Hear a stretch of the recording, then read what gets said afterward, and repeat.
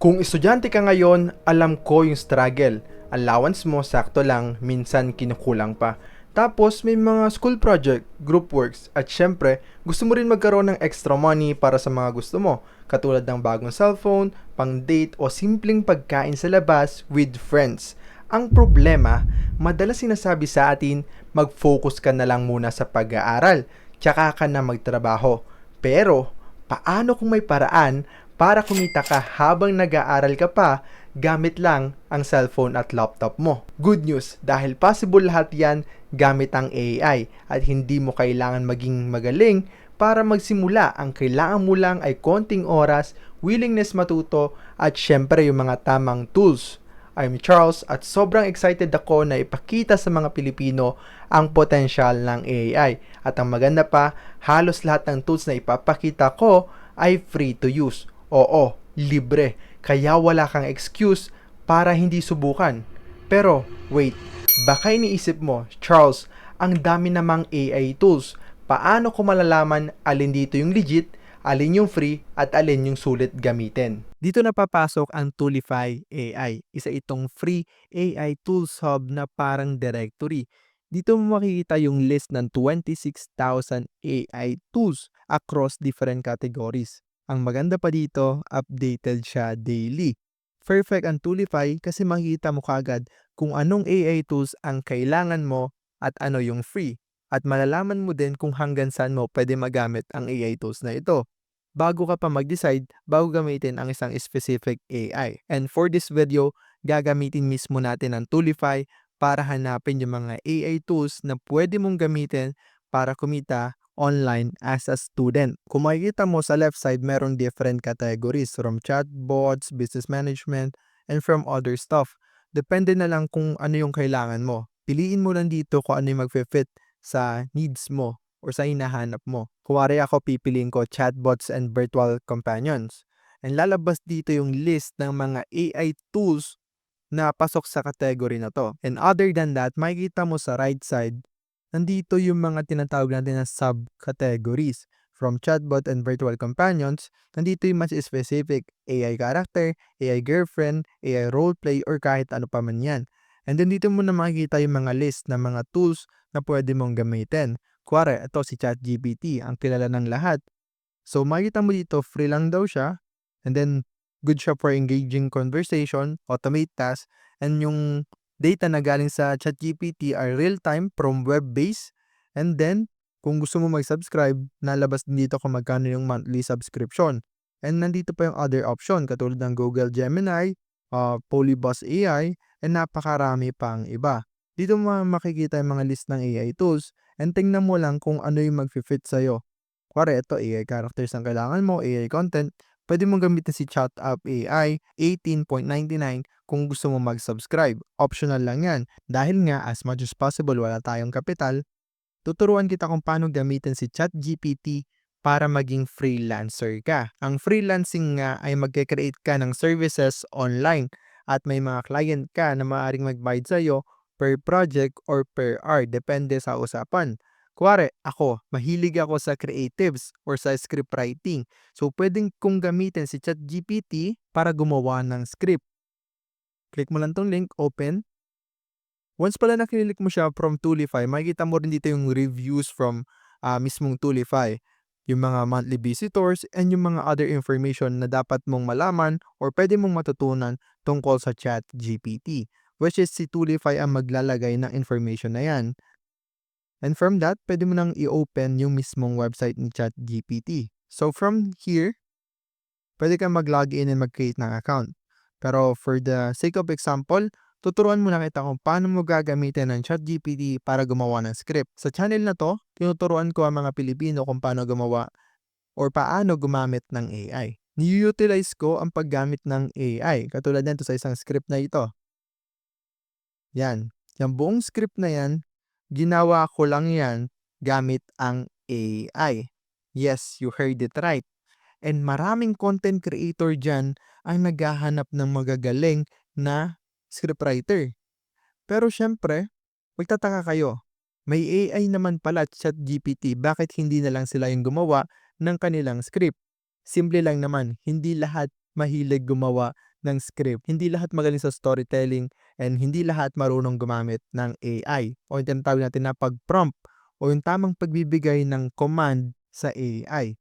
For example, nagawa ko tong script na to sa pamamagitan ng sarili kong prompt. As you can see, ito yung sarili kong prompt.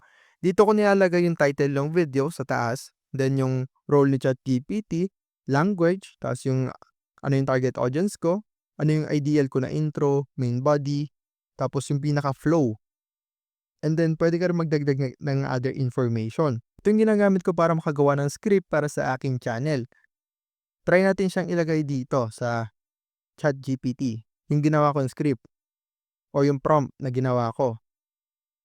And then, dahil nga dito, magbibigay mo siya ng breakdown.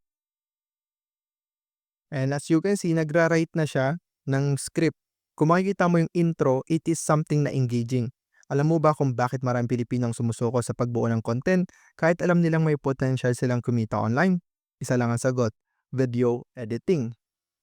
Alam mo yung ganyang script, ito yung mga high engaging script na ginawa lang natin sa pamamagitan ng AI. Kaya gumawa ka ng prompt katulad nito na specific doon sa gusto mong storytelling o sa magiging content nung magagawa mong script. Edit-edit mo na lang to or pwede kang gumawa ng sarili mong version nito. At pwede mo itong i-offer sa mga content creator or ikaw mismo gumawa ka ng script mo and gumawa ka ng video mo. Pwede mo itong maging first source of income bilang freelancer at ang maganda dito, pwede ito sa cellphone or sa laptop mo. Next naman, punta naman tayo dito sa image generation and editing. So ito naman para naman ito sa mga creative works. Sa method na ito, tuturuan kita kung paano ka gagawa ng logo para sa mga businesses. Kasi alam naman natin na napakaraming business, influencer, or napakaraming tao ang nangangailangan ng creative na logo. At ikaw ang pwede mag-deliver ng ganong service. Punta ka lang dito sa image generation, then search mo lang ang AI logo. And then, makikita mo na itong logo generator. AI-powered generator daw siya, versatile template, no design skill needed. So, click lang natin to. And then makita natin dito yung details ni AI logo generator. Meron siyang 12,000 monthly user. And then, makita mo dito yung mga strength na itong logo maker na ito. Like yung mga FAQ, and then yung mga capabilities ng logo maker na ito. Open natin siya. And then, mapupunta tayo dito sa AI logo generator.sh. As you can see, napakaganda ng mga sample logo na nagawa dito. Tulad na itong choose style. And then, kailangan mo lang ng 1 credits para makapag-create ng logo. So, ang kailangan natin gawin, mag-login to get free credits. Then, piliin mo lang ang iyong Google account. Ganun lang kadali, meron ka na agad 5 credits dito once na nag-sign in ka gamit ang Google account mo. Ang una mong gawin, i-describe mo yung logo na gusto mong gawin. Ano ba yung design? And ang maganda dito, kung hindi ka marunong magawa ng description, pwede mong gamitin si ChatGPT. So for example nga, ChatGPT, maglagay ka lang ng initial na idea mo. Katulad ko, ang initial idea ko, gusto ko gumawa ng logo para sa coffee shop. And gusto ko minimalist lang siya and related sa nature and prompt farming. And mag-create siya ng prompt based doon. So, lagyan na natin dito. And then, mag-generate na agad siya ng prompt. And now, once na generate na itong prompt, pwede mo na itong i-copy and i-paste sa ating logo generator. Paste. And then, pumili ka dito ng idea o yung parang pagkukunan ng design. Punta tayo sa coffee. And then, yan na lang pipiliin ko. Yan. Nalagay na natin dito yung prompt na galing sa ChatGPT, generate, and it will take around 1 to 2 minutes. Comment strategy at ibibigay ko sa iyo ang secret ko para kumita online gamit ang AI. As you can see, na-generate na siya ng logo. All I can say, it's decent. Ang gagawin mo para makuha yung ideal mo na logo, pumili ka ng style dito, and then i-describe mo siya dito ng hindi sobrang detailed. More of be specific lang. Kuwari, anong pangalan ng brand mo, konting details lang. Kasi the more na mas maraming details, the more na nahihirapan yung AI i-analyze yung prompt natin. Kaya hindi niya nabibigay yung ideal natin na output. Pero once na nakapag-create ka na ng logo, like I said, pwede mo na itong pagkakitaan, gamitin at ibenta. Ngayon naman, para sa last method, pumunta ka dito sa video and animation. Dito mo makita yung mga panggawa ng video. So kung gusto mong gumawa ng content sa social media o kaya naman may mga client ka or may business ka na kailangan ng content, pwede mong gamitin itong mga AI tools na ito. Ang gagamitin natin dito is itong Pictory. Meron siyang 3 projects na free trial. Pwede tayong makagawa dito ng engaging video, captivating video, and then once na nagustuhan mo to, pwede mo siyang i-subscribe for only $25 per month. So, Pictory, dito mo makita yung details about sa Pictory AI. Video marketing tool that automatically creates shorts. So, pwede ito kung gusto mong gumawa ng mga content sa iyong social media, sa client mo. Ang method na ito, tuturuan kita kung paano gumawa ng video para sa iyong YouTube channel. Ibig sabihin, magiging creator ka. Don't worry, hindi mo kailangan ipakita ang face mo, hindi mo kailangan mag-record ng mukha mo, hindi mo kailangan mag-record ng voice mo dahil Pictory na ang gagawa nito.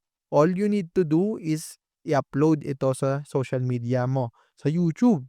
So, get started for free. Login mo lang dito yung account mo or mag-sign up ka. So as you can see, you have multiple option here. Text to video, URL to video, AI video editor, image to video, PPT to video. Ang pinaka-okay dyan is itong text to video. Basically, lalagay mo lang dito yung title ng project mo, yung script mo, and then, pili mo yung orientation, and then, generate video lang. Ganun lang siya kadali. Magkakaroon ka na kagad ng video. Hindi na ako makapag-generate ng video kasi nakapag-expire na yung free trial ko. Pero, ito yung mga example output. Tingnan nyo na lang itong draft ko. So, you can see dito sa project ko. Pakita mo to. As you can see, ito lang nilagay ko sa script. And itong script na to, ginawa lang to ni ChatGPT. And then, ito yung magiging preview na itong video na to. In just few seconds, nagawa ko na tong gantong uri ng video.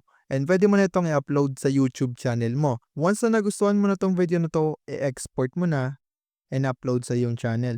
Pwede kang gumawa ng mga top 10 places sa Pilipinas or yung mga bagay na fashionate ka. Kumari gusto mo mga motor. So maglagay ka ng top 10 ng motor o ito yung mga list ng motor. And then yung script, ang papagawain mo lang naman ng script is si ChatGPT na. And then dito sa Pictory, ilalagay mo lang yung script mo and then siya na yung gagawa ng video. As in, i-export mo na lang. Once na na-export mo na yon, pwede mo na agad i-upload sa iyong YouTube channel. And once na na-monetize ang YouTube channel mo, pwede ka nang kumita dito ng iyong pera. And yun yung mga paraan para kumita gamit ang mga AI tools. So kung may tanong ka, mag-comment ka lang dyan sa baba at sasagutin ko yan sa abot ng aking makakaya. Now, alam mo na yung 3 paraan para kumita ng pera gamit ang ChatGPT, logo generator at Pictory AI. Diyan yung 3 paraan na guaranteed kikita ka once na ginawa mo yung trabaho. Ngayon, kung gusto mo pang mag-level up at mas matuto sa opportunity na kayang ibigay ng AI, panoorin mo itong video na ito. Ginawa ko yan para matulungan ka.